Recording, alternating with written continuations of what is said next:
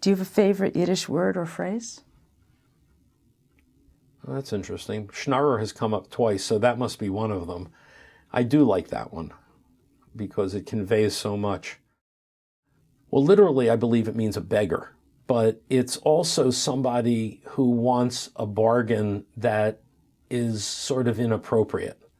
It's somebody who feels entitled to a lower price or to be given something for free. Literally, it's a beggar, but it's just so much more. It conveys more of a more meaning than that, and I just think it's terrific. So it's more than just cheap. But it certainly embraces being cheap. And when I say to my wife that somebody is just a schnorrer, don't let it bother you, she knows what I'm talking about.